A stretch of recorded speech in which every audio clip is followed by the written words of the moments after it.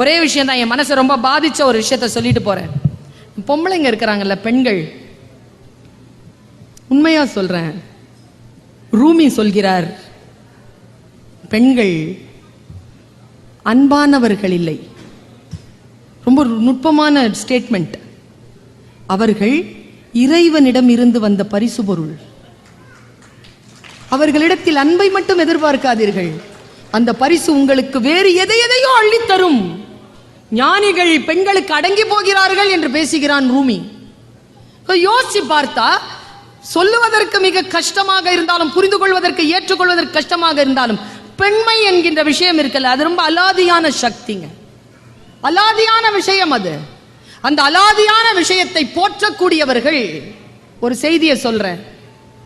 நான் சமீப காலமா மன எழுச்சிக்கான வகுப்பு நடத்துகின்ற பொழுது, பிள்ளைகளிடத்தில் பேசுகின்ற பொழுது இதை சொல்லிக்கொண்டே இருக்கிறேன். முடிந்தால் நீங்களும் ஒரு முறை இதை நினைவுபடுத்திக் கொள்ளுங்கள். தெரிந்தவர்கள் நினைவுபடுத்திக் கொள்ளுங்கள், தெரியாதவர்கள் தெரிந்து கொள்ளுங்கள். சில விஷயங்கள் நமக்கு ஏதாவது ஒன்று கத்துக் கொடுக்கணும். இப்ப இந்த அரங்கத்திற்கு நீங்கள் வந்தீர்கள், வருகின்ற பொழுது உங்களுடைய தரம் எப்படி இருந்ததோ, அரங்கத்தை விட்டு வெளியேறுகின்ற பொழுது அந்த தரம் உயர்ந்து இருக்கிறது. அந்த தரம் உயர்ந்து இருக்க வேண்டும். அதுதான் தமிழ் செய்யக்கூடிய மிகப்பெரிய நன்மையாக நான் கருதுகிறேன். தரத்தை உயர்த்துதல், நம் மனநிலையிலிருந்து அடுத்த கட்டத்திற்கு நம்ம எடுத்து செல்லுதல். பாருங்க, எப்பவுமே நான் யாரையும் அம்மான்னு அழைப்பேனே தவிர என் அம்மா பக்கத்தில் யாரையும் விட மாட்டேன். அம்மா அல்டிமேட். அம்மா அப்படின்னு சொல்லிட்டு ஒரு பொண்ணை சொன்னேங்க. அவளுக்கு 22 வயசு, இப்போ ஒரு 30 வயசு இருக்கும். அந்த 30 வயசு பொண்ணு நான் அம்மான்னு ஏன் கூப்பிட்டேன்? அவ என்ன செஞ்சா? அப்படி யாரும் அவ நான் யாருன்னு அவளுக்கு தெரியாது. அவ மொழி வேறு, என் மொழி வேறு. அவள் நிலம் வேறு, என் நிலம் வேறு. அவள் வடநாட்டுக்காரி, நானும் அவளும் ஒரு தாய் நாடு தான். ஆனால் அவள் தேசம், அவள் பிரதேசம் வேறு, என் பிரதேசம் வேறு. அவள் கலாச்சாரம் வேறு, என் கலாச்சாரம் வேறு. அவள் மார்க்கம் வேறு, என் மார்க்கம் வேறு. ஆனாலும் நான் அவளை அம்மா என்று சொன்னேன்.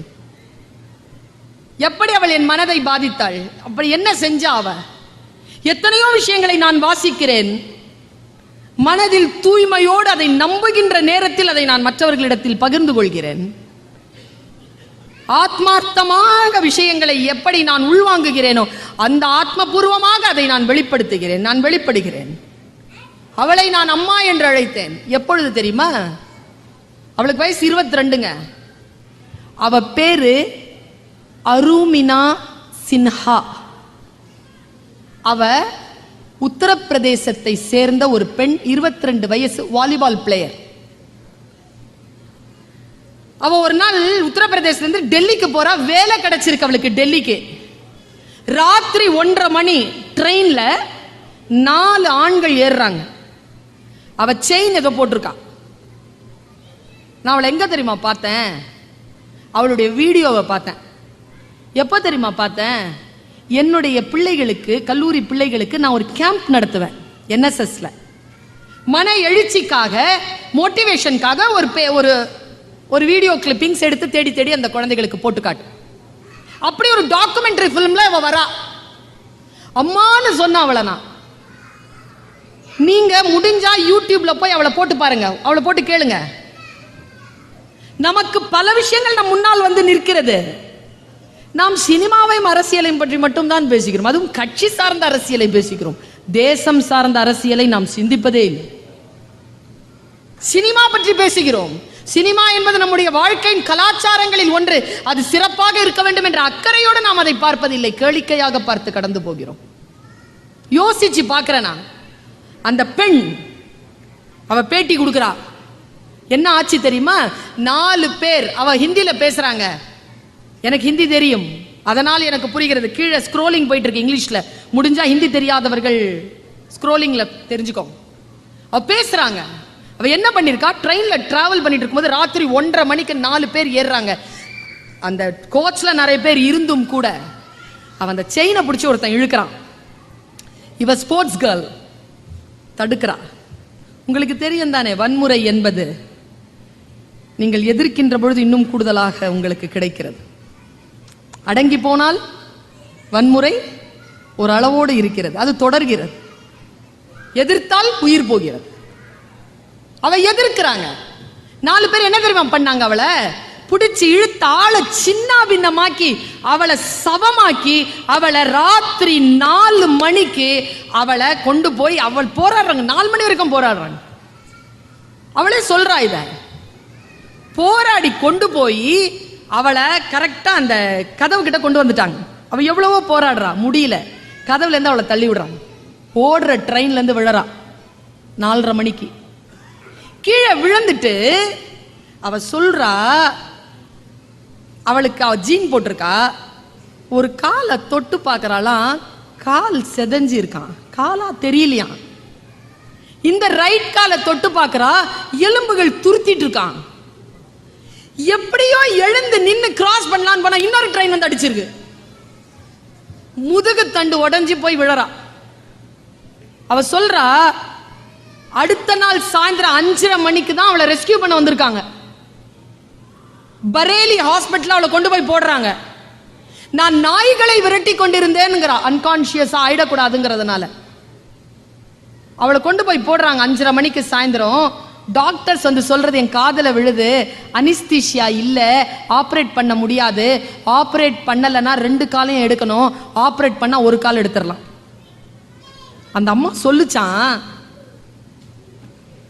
காலையில 4:30 மணிக்கு விழுந்தேன், சாயந்தரம் 5:30 மணி வரைக்கும் இந்த வலியோட இருந்தேன், இதை விடவா வலிச்சிட போது, எனக்கு ஒரு கால் வேணும், அனிஸ்தீஷியா இல்லாமலேயே ஒரு காலை எடுங்கிறா. அன்னைக்கு ராத்திரி அவளுக்கு ஆபரேஷன் நடக்குதுங்க. நான் எங்க யோசிக்கிறேன்னா, ஆபரேஷன் நடந்து முடிஞ்சு முழுக்க அடுத்த நாள் காலை 10:30 மணிக்கு தான் அனிஸ்தீஷியா வருது. அனிஸ்தீஷியா கொடுக்குறாங்க. 3 நாள் மயக்கத்துல இருக்கா, விழிச்சிருக்கா. அவன் தாய் மாமா வந்தானா, வந்து பார்த்து சொன்னானா, இந்த காலில் ஃபுல்லா பிளேட், முதுகு ஃபுல்லா பிளேட், இந்த கால் இல்லை, ஒரு கால் இல்லை. தாய் மாமா சொன்னானா, ஏய் நீ ஸ்போர்ட்ஸ் பொண்ணுல, மலை ஏறது உனக்கு பிடிக்கும் தானே, எவரெஸ்ட் ஏறியான்னு கேட்டாரான்.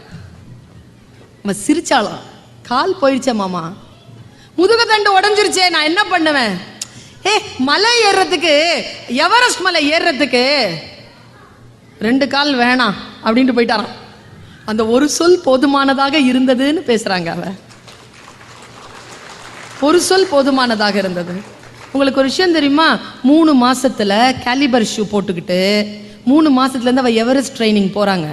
2011 மார்ச் மாசம் அவளுக்கு அடிபடுது. 2013 மே மாசம் 21ஆம் தேதி எவரெஸ்ட் ஏறிட்டா. எவரெஸ்ட்ல உட்காந்துக்கிட்டு இந்த பேட்டி கொடுக்குறா. அவ ஒரு டயலாக் சொன்னாங்க, ஒரு ட்ரெயின்ல அடிபட்டு அவ இப்படி கடக்கிறா பாருங்க, அதை பார்க்க முடியாது உங்களால, உடம்பெல்லாம் சீவி சின்ன பின்னமாய் முகமெல்லாம் வீங்கி ப்ளூவா கிடக்கிறா. போட்டோ இருக்குதுல.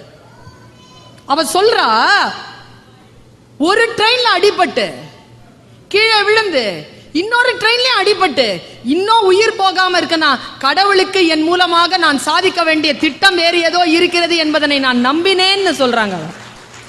சொல்லிட்டு நான் எங்க தெரியுமா அவளை அம்மான்னு கூப்பிட்டேன். இதுக்கெல்லாம் அம்மான்னு நான் கூப்பிட மாட்டேன். ஏன் தெரியுமா? இங்க இருக்கக்கூடிய எல்லா பெண்களும் ஆண்களும் அருமினா சின்ஹா தான். நினைச்சோம்னா எவரெஸ்ட் ஏறிடுவோம். ஏன் நான் ஜித்தா வரல? ஏறிடலாம். எந்த உயரத்திற்கும் யாரும் ஏறிலாம். ஆனா நான் அம்மான்னு அவளை அழைச்ச அந்த வினாடியை சொல்லிட்டு நான் நிறைவு செய்யறேன். நாம் எல்லோரும் தயங்குகின்ற ஒரு இடத்துல நம்மள அப்படி விடுதலை பண்ணாங்க. அவ என்ன தெரியுமா? அவ அந்த பேட்டி முழுக்க எவரெஸ்ட் மலையிலேருந்து எடுக்கிறா. காலை அடிச்சு அடிச்சு சொல்றாங்க, இது பிரச்சனையே கிடையாது, இதெல்லாம் ஒரு பிரச்சனையே இல்லை, அடியெல்லாம் ஒரு பிரச்சனையே இல்லை அப்படிங்கிறா.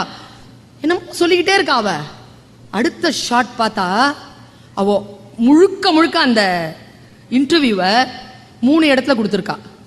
1 எவரெஸ்ட்ல கொடுத்துருக்கா. 2 அவளுடைய ரூம்ல உட்காந்துட்டு அவளுடைய ஸ்டடி டேபிள்ல உட்கார்றா. மற்ற 40 நிமிஷம் அந்த டாக்குமெண்ட்ரி ஃபிலிம்ல அது ஒரு 3 நிமிஷம், உட்காந்து பேசுறது ஒரு 10 நிமிஷம். மீதி இருக்கக்கூடிய அரை மணி நேரம் அவன் எங்கிருந்து தெரியுமா அந்த பேட்டி கொடுத்தா? ரயில்வே ட்ராக்ல இருந்து. நீங்களும் நானும் எவரெஸ்ட் மலை ஏறிடலாங்க, ஆனா எங்கே தோல்வியுற்றோமோ, எங்கே நாம் அடிபட்டோமோ அந்த இடத்தை வந்து சந்திப்பது நம்மால் முடியாதுங்க. அவ அந்த இடத்தை சந்திச்சாங்க. அந்த இடத்தை சந்திச்சுட்டு காட்டி காட்டி சொல்றாங்க, இந்த ட்ராக்ல தான் என் உயிர் போச்சு, இந்த ட்ராக்ல தான் நான் மானம் இழந்து கிடந்தேன், இந்த ட்ராக்ல தான் என் கை கால் உடைஞ்சு கிடந்தேன், இந்த ட்ராக்ல இருந்து தான் நான் எவரெஸ்ட் ஏறினேன். இந்த ட்ராக்கை இன்னைக்கு நான் பார்க்கிறேன், இந்த ட்ராக் கிட்ட நான் சொல்றேன், நான் ஜெயிச்சிட்டேன், உன்னை என்னால் தோற்கடிக்க முடியவில்லை, நான் ஜெயிச்சிட்டேன்னு சொன்னாங்க. நாம் எங்கே தோற்றோமோ அந்த புள்ளியிலிருந்து தான் நாம் ஜெயிக்க முடியுமே தவிர, தோற்ற இடத்திலிருந்து தப்பி ஓடி வந்து வேறு இடத்தில் ஜெயிப்பது என்பது ஒரு காலமும் வெற்றி ஆகாது என்பதனை அருமினா சின்ஹா சொன்னதனால் நான் அவளை அம்மா என்று சொன்னேன். ஏனென்றால் என் தாய் எனக்கு சொல்லித் தந்தாள், யார் உன்னை அவமானப்படுத்தினாலும் அந்த உதடுகளிலிருந்து தான் நீ பாராட்டை வாங்க வேண்டுமே தவிர அவர்களை எதிர்த்து விட்டு அப்புறம் செல்லுவது அல்ல உன் நோக்கம் என்று சொல்லி தந்த காரணத்தினால் சொல்லுகிறேன். வாழ்க்கையில் வாய்ப்புகள் வரும், அந்த வாய்ப்புகளை ஆகுமானதாக மாற்றிக்கொண்டு இறை அச்சத்தோடு அடுத்த கட்டத்திற்கு உயர்வதற்கான அத்தனை தன்மைகளையும் பெறுவது என்பது மிக மிக ஆசீர்வாதமான ஒன்று. நாம் வேறு யாரோ ஒருவருடைய வெற்றியை தான் வேடிக்கை பார்க்கிறோம். அப்படி இல்லை. வாழ்க்கை எல்லோருக்கும் ஒரே வினாத்தாளை கொடுப்பதே இல்லை. முகங்களைப் போல அவரவர்களுடைய வாழ்க்கை வித்தியாசமானது. வித்தியாசமான வாழ்க்கையை நம் போக்கில் நாம் மன உறுதியோடு சந்திக்க வேண்டும். அதற்கான உதவிகளை வல்ல இறைவன் நமக்கு ஏற்படுத்தி தர வேண்டும். வல்ல இறைவன் உதவிகளை அனுப்புகின்ற பொழுது அதை புரிந்து கொள்ளக்கூடிய மனப்பாங்கு நமக்கு இறைவனால் அருளப்பட வேண்டும் என்கின்ற வேட்கையோடு உங்கள் அத்தனை பேருக்கும் வாழ்த்துக்களை சொல்லி நிறைவு செய்கிறேன். நன்றி. வஸ்ஸலாம்.